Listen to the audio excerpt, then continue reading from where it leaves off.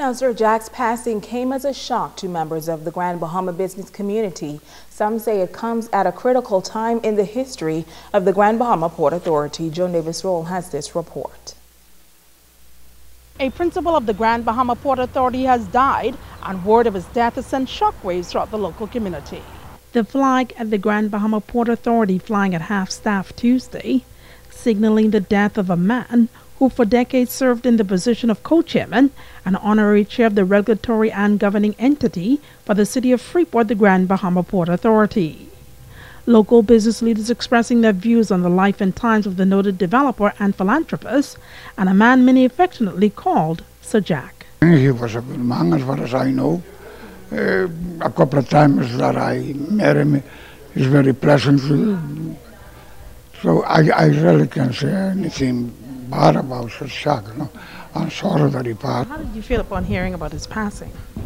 Well, I was surprised. We were in the middle of our meeting and the word came in. My president-elect, she works for the Grand Bahama Port Authority, and the news came and she had to leave the meeting. So it was kind of a shock because I had no idea he was ill, or I didn't expect him to pass today. The loss of Sir Jack Haywood at this time, I think, is immensely critical.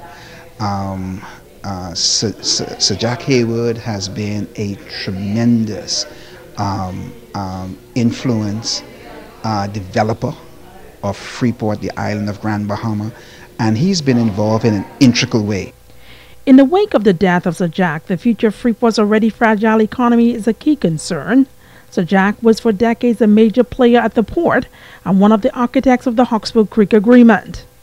With portions of the agreement set to expire in August of this year, many are expressing a degree of uncertainty as officials at the Grand Bahama Port Authority now brace themselves for what many predict will be a new era, a season of transition.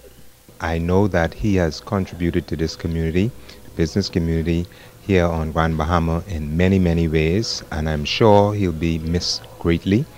At this particular time, I know the principals of the Port Authority are feeling his loss already, his absence, I should say, already. And I think moving forward is going to be interesting for Grand Bahama because he made such a valuable contribution over the many years. Over the 50+ years the Grand Bahama Port Authority was in existence. Moving forward, I believe that the key is going to be a need for a transition to a philosophy that empowers Bahamians to take ownership of their economy. But with the death of Sir Jack Haywood, similarly we can go back to what happened with Edward St. George.